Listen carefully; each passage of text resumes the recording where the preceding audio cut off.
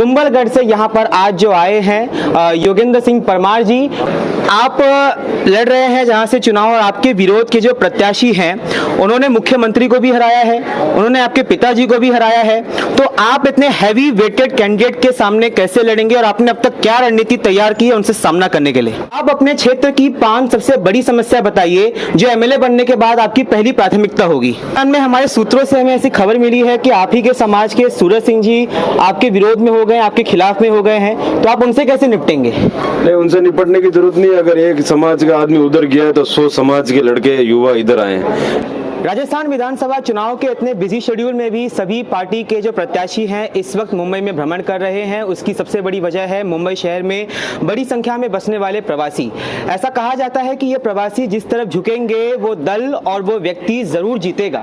इसी कड़ी में इस वक्त हमारे साथ मौजूद हैं कुंभलगढ़ से यहाँ पर आज जो आए हैं योगेंद्र सिंह परमार जी, जो कि युवा कांग्रेस नेता हैं और अपने क्षेत्र कुंभलगढ़ आमेर से ये जो है विधायक के प्रत्याशी और चुनाव लड़ रहे हैं। तो आज प्रवासी खबर के इस मुलाकात में हम इनसे कुछ सवाल जवाब करेंगे। आपके पिताजी गणेश सिंह परमार जो हैं वो भी विधायक रह चुके हैं और आप भी हमने सोशल मीडिया पे देखा है कि उस क्षेत्र में लोगों के पास जाकर के सेवा कर रहे हैं। आप अपने क्षेत्र की 5 सबसे बड़ी समस्या बताइए जो एमएलए बनने के बाद आपकी पहली प्राथमिकता होगी। पहले तो आपका बहुत बहुत स्वागत है। मैं समझता हूं कि इन 30 सालों की कैरियर में सुरेंद्र सिंह जी राठौड़ साहब ने इस क्षेत्र में कोई विकास नहीं कर 5 जो समस्या है वो मूलभूत समस्या है, चाहे वो शिक्षा हो, स्वास्थ्य हो, रोड हो, रोजगार हो, ये समस्या मेन है। मैं अगर जीतता हूं तो सबसे पहले इसी समस्याओं का निवारण करूंगा, जिसमें सबसे प्रमुख जल की समस्या रहेगी, पानी की समस्या रहेगी। आप लड़ रहे हैं जहां से चुनाव और आपके विरोध के जो प्रत्याशी हैं उन्होंने मुख्यमंत्री को भी हराया है, उन्होंने आपके पिताजी को भी हराया है। तो आप इतने हैवी वेटेड कैंडिडेट के सामने कैसे लड़ेंगे और आपने अब तक क्या रणनीति तैयार की है उनसे सामना करने के लिए? रणनीति तो हमने खूब अच्छी तैयार की है, वो तो हम आपको बता देंगे तो वो भी उनके पास भी चली जाएगी। बाकी मैं नहीं समझता कि वो उन्होंने भले ही मुख्यमंत्री को हराया हो या मेरे पिताजी को हराया हो।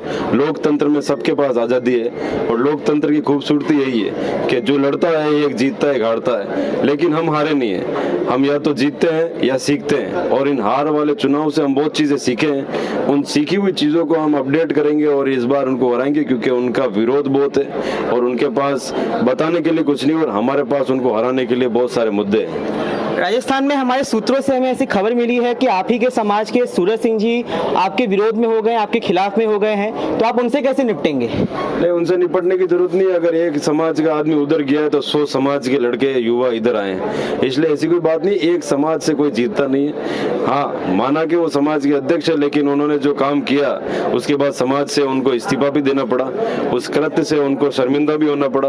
और लोगों की अपनी अपनी सोच है, वो उनकी सोच है, वो बीजेपी में रहे, कांग्रेस में रहे, और वो कांग्रेस में नहीं रह के बीजेपी में चले गए। हम समझते हैं कि जो हमारे समाज के युवा हैं वो इन चीजों को समझते हैं कि राजनीति एक तरफ और दूसरा विकास एक तरफ, और विकास को इस बार देखते हुए लोग इस बार मतदान करेंगे पक्ष में।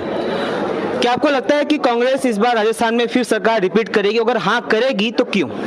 101% राजस्थान में सरकार रिपीट होगी, क्योंकि कांग्रेस की जो योजना है राजस्थान में एक भी आदमी ऐसा नहीं है जो इन योजनाओं से बचा हो। चाहे मैं हूँ, चाहे वो कोई और भी हो, एक ना एक योजना हर आदमी को मिली है। और जो 7 गारंटी अशोक जी गहलोत साहब लाए, उस 7 गारंटी के बलबूते पे कांग्रेस रिपीट होगी। एंटी इनकमेंसी कांग्रेस पार्टी की सरकार की राजस्थान में है नहीं, और 100% पार्टी रिपीट होने वाली है। सब तरह के सर्वे, सब तरह के ओपिनियन पोल भी यही बता रहे हैं। अगर हम कहीं नौकरी मांगने जाते हैं तो कंपनी का मालिक हमसे पूछता है कि मैं आपको नौकरी क्यों दूं, तो मैं आपसे ये सवाल पूछना चाहता हूं कि कोई भी व्यक्ति अगर आपको वोट दे तो वो योगेंद्र सिंह परमार को वोट क्यों दे? क्योंकि मैं युवा हूं, मैं शिक्षित हूं, मैं अपडेटेड हूं इस क्षेत्र के विकास के लिए। मैं जानता हूं कि क्या इस क्षेत्र में कमी है, क्या इस क्षेत्र में मूलभूत सुविधाओं कमी है, और विगत 10 सालों से हमने उस क्षेत्र की कमी को हटाने के लिए काफी प्रयास किया। माननीय सीपी साहब की मदद से हमको डीएमएफटी ट्रस्ट का हमारे फादर साहब को मेंबर बनाया, जिसमें 250 करोड़ रुपए का काम सैंक्शन कराया। जो काम विधायक की ड्यूटी बनती है, जो काम विधायक का होता है, वो काम एक पूर्व विधायक ने कराया। हमको ध्यान है कुंभलगढ़ में क्या जरूरत है क्या नहीं। जो सो रहा है उसको कोई पता नहीं है, जो जाग रहा है उसको पता है। इसलिए मुझे ध्यान है कि मेरे को लोग वोट करेंगे, क्योंकि सुरेंद्र सिंह जी राठौड़ साहब विगत 10 सालों से और विगत 30 सालों से इस राजनीति में असक्रिय है। अंत में जितने भी प्रवासी राजस्थानी हमारे मुंबई में हैं, आप उनको एक संदेश क्या देंगे? मैं यही संदेश दूंगा कि आपको वोट देने जरूर आना चाहिए। ये वोट आपके बच्चों का भविष्य तय करेगा, ये वोट आपके क्षेत्र का भविष्य तय करेगा, ये वोट ये तय करेगा कि कुंभलगढ़ विधानसभा 25 साल आगे जाएगा या 25 साल पीछे, क्योंकि ये पिछड़ा हुआ क्षेत्र है। और मैं समझता हूँ कि लोग ये जानेंगे और जरूर वोट देने आएंगे पक्ष में, क्योंकि वो लोग इस बार प्रवासी हो या कोई भी हो वो हमारे साथ है। ये रहा यहाँ पे योगेंद्र सिंह परमार का अपना वक्तव्य जो उन्होंने यहाँ पे रखा है। यहाँ पर आप सभी से आग्रह ये है कि आप जो भी वोटर्स हैं राजस्थान के, आप सब जरूर राजस्थान जाएं, चाहे इनको वोट दें चाहे इनके विरोधी को वोट दें, लेकिन वोट जरूर दें, क्योंकि आपका वोट इनको या उनको एमएलए बनाएगा और आपको विकास देगा। इसी के साथ आप देख रहे हैं प्रवासी खबर, मैं हूं राम।